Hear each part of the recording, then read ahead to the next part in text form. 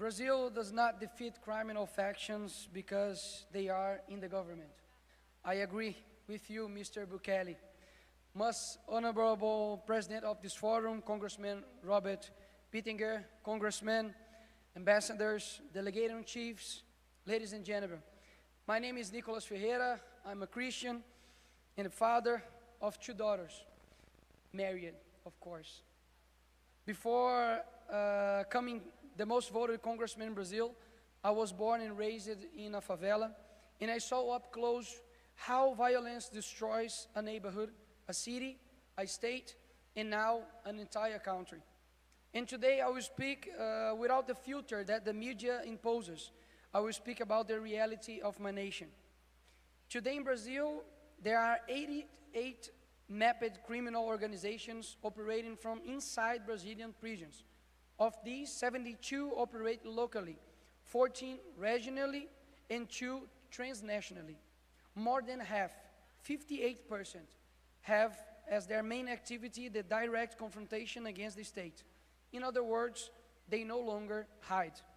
They openly challenge the state. These factions impose rules, control territories, punish, charge taxes, and most seriously, they use terror as a form of government. 11% of the Brazilian population lives in territories under the direct influence of criminal factions. But the most alarming data comes from a study entitled Criminal Governance in Latin America. Between 50 and 60 million Brazilians, roughly 1/4 of the population, live under what is called criminal governments, an authoritarian and violent regime that decides who enters and who lives. In other words, 1/4 of the Brazilian population lives under a government that was not elected, does not provide accountability, and does not respect the Constitution or the law. The consequences are tragic and daily. In their own system of justice, the Red Command, one of the most notorious Brazilian factions, uses several methods of torture and execution to punish misconduct, eliminate rivals, and repress residents who oppose or report their activities.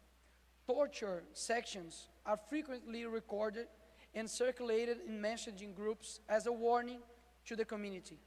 The newest method involves both torture and corpse disposal using alligators. Yes, ladies and gentlemen, alligators. Another consequence brought by criminal factions is the warlike atmosphere and the rise in deaths caused by stray bullets. According to the Crossfire Institute, the number of stray bullets victims in Rio de Janeiro grew up by 58% in the year 2025. In the first 75 days of this year, 41 people were struck compared to 26 in the same period the previous year. Innocent people, children, workers, father, die simply for being in the wrong place in the wrong country.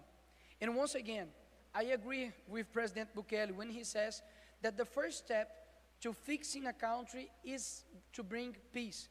Because it's useless to have healthcare, education, and roads if you do not have security, and may end up being killed by a straight bullet on the way. And it gets worse. In the year 2024, Brazil recorded an increase of 33.8% in deaths of police officers. 170 officers were murdered, men and women who left home to protect society and returned in coffins draped with the national flag. Another 126 committed suicide, victims of psychological abandonment and the constant pressure of being treated as criminals for simply enforcing the law. But Brazil's tragedy goes beyond regional statistics. In just 2 years, there were 73,190 lives lost, all Brazilians murdered within their own territory. To give perspective, the Gaza Strip, the stage of a declared war between Israel and Hamas, 67,869 people were killed in 2 years of conflict. In other words, Brazil, with no civil war, foreign invasion, no missiles, no tanks, kills more than a war. As if the terrifying death toll were not enough, in Brazil the factions also spread terror by charging fees from small business owners just to allow a store to operate. There are reports of bar owners and street vendors executed for not paying extortion. They control telecommunications, transportation, security, food, water, and even the price of the cooking gas. It's a parallel state, totalitarian, armed, and unpunished. But the real scandal is this: such a parallel state only exists because the official state tolerates it and often funds it. Beyond extortion, factions expel families from their homes, leaving them homeless, and then rent these properties to finance the criminal organizations. In Fortaleza, capital of the state of Ceará, residents were expelled from their own homes in at least 49 neighborhoods. In 21 months, 219 expulsions were recorded, according to the Public Security Secretariat. To understand the severity of what's happening in Brazil, I will give you the example of PCC, the First Capital Command, one of the most powerful factions in Latin America. Founded in 1993 inside the São Paulo prison system, the PCC began as a alleged brotherhood of prisoners against state abuse. 30 years later, it has become a transnational criminal organization operating in 19 Brazilian states and with confirmed presence in Paraguay, Bolivia, and Colombia. Today, the PCC moves billions of reais per year with hierarchical structure, internal codes, its own tribunals, and the ability to corrupt public agents or infiltrate business activities such as gas stations. It is essentially a Brazilian cartel with business, logistics, and even legal branches. It was the PCC that carried out the first execution of a judicial authority by organized crime in Brazil, the judge Antônio José Machado Dias, murdered in March 2023 in Presidente Prudente, São Paulo. After that, many other judges and prosecutors were placed under threat. Another famous crime was the historic robbery of the central bank in 2005. They dug a tunnel of 80 meters to reach the vault in Fortaleza and stole approximately 165 million reais. Finally, another mega operation orchestrated by the PCC were coordinating attacks in São Paulo in 2006. In May, the PCC ordered bus burnings, police station attacks, prison riots, and the state capital was paralyzed. More than 59 securities agents were murdered, and the state declared a curfew. No one of this is a coincidence. Brazil's public safety, security tragedy is not only police-related, it's political. And it began more than 3 decades ago, when Lula and Fidel Castro founded the São Paulo Forum in 1990. That meeting brought together left-wing parties, revolutionary movements, and even armed organizations such as FARC. Its objective was clear: reorganize the Latin American left after the collapse of the Soviet Union, replacing the weapons of socialism with a new weapon, state power. But the project never abandoned its essence: ideological infiltration and tolerance toward crime. What used to be guerrillas are now factions. What used to be revolution is now institutional capture. And little by little, the Brazilian state became hostage to the delinquents it helped create. The Forum's project penetrate prisons, elections, and eventually the justice system. It is no surprise that more than 80% of provisional inmates voted for Lula in the first round. After his victory, videos emerged of prisoners celebrating inside their cells. They know exactly who defends the narrative of criminal victimhood and police demonization. When Congress proposed classifying criminal factions as a terrorist organizations, Lula government opposed it, while other Latin countries adopted the classification to fight narco-terrorism. The cruelest proof came when 4 police officers were killed in mega operation in Rio de Janeiro. The entire country mourned, except the president. Lula offered no condolences to the families of the heroes, but was quick to mourn the death of the criminals. And here, as a Brazilian in El Salvador, I send a message to these 4 families that now is crying because they don't have their family anymore, they doesn't have their parents anymore, to say that these 4 police that were killed by the criminals, they are not the devil. It's the opposite. They are heroes, not for Brazil, but I'm sure for you guys also, and to the whole world.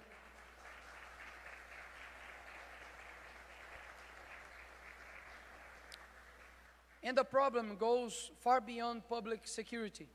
The Workers' Party built its political history on 2 of the greatest corruption scandals in the democracy West, the Mensalão and the Petrolão.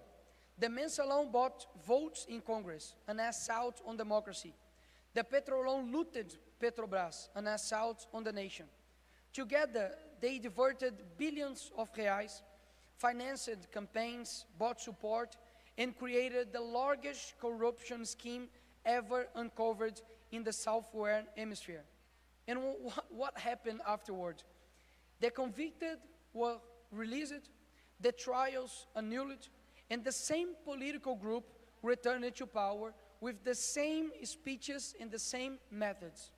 Today, when the government remains silent before the factions and the judiciary ignores traffickers, it is because all speak the same language, the language of impunity. And if the executive falls, the judiciary is even worse. The Supreme Court, which should protect the Constitution, has released traffickers and weakened law enforcement. Brazil's justice system insists on humanization formulas that in practice work as safe conduct for criminals. A clear example is the custody hearings introduced in 2015. By August of 2024, more than 1,700,000 such hearings has been held, with approximately 39.4% of those arrested in flagrant released at this initial stage. 4 in every 10 criminals caught in act walked freely, while the victims remain abandoned. The mega trafficker André do Rap was released by a Supreme Court decision and never returned to prison. In the last 7 years, more than 30 PCC leaders were released through the front door. Some judges even prohibited helicopters, police entry into favelas, and legitimate use of force under the argument of protecting human rights. Curiously, the human rights of victims are never remembered. In Brazil, there is no effective parliamentary oversight over the judiciary. The system of checks and balances simply does not exist. Congress cannot review judicial decisions that violate the constitutions, cannot summon a Supreme Court justice to provide explanation, and has no effective accountability mechanism except impeachment, which is politically impossible. In the year 2020, an action in the Supreme Court, fueled by an extreme left party, imposed severe restrictions on police operations in Rio de Janeiro communities. Police were basically prevented from combating crime unless they obtain extremely bureaucratic authorization. The decision was presented as a way to protect lives, but in practice left the citizen unprotected. By drastically limiting police action, prohibiting operation, demanding exceptional justification, and bureaucratizing every step, the decision created the perfect environment for organized crime to reorganize, strengthen, and expand its territorial power. While the state was held hostage by legal orders, criminals filled this vacuum, expanding weapons arsenals, drug routes, bases of operation at their territory's control. This is the result of government of judges, a system where 11 unelected ministers decide not only to interpret the law, but the country's agenda itself.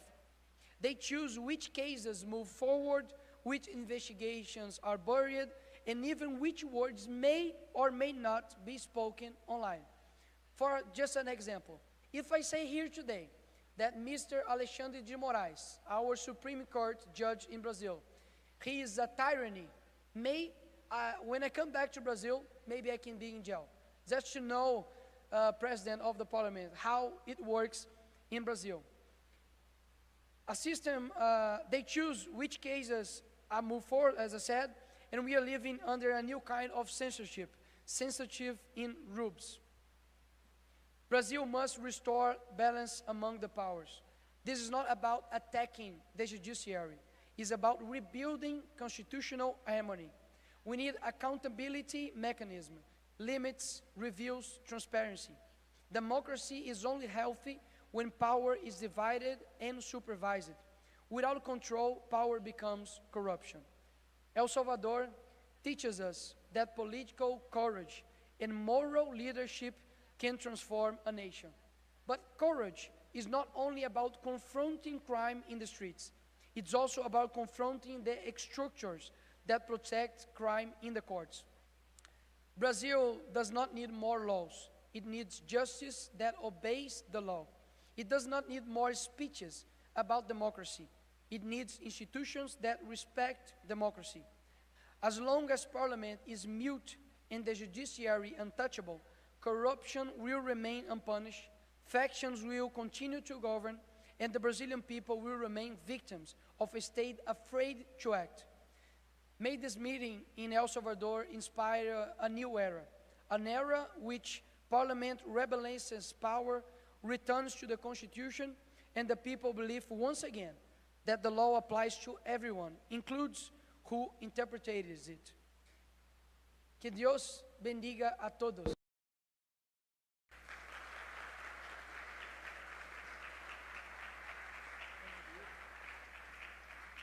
Thank you very much for those refreshing insights. It really resonated with me. You got my vote, and give a plaque for you. Thank you again.